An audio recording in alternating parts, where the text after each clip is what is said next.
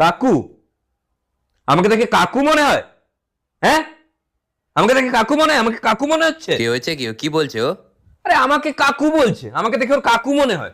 এই, সরি বলো কাকুকে। আরে সরি ভাইকে। এত বড় সাহস! তো বয়স কত তোর?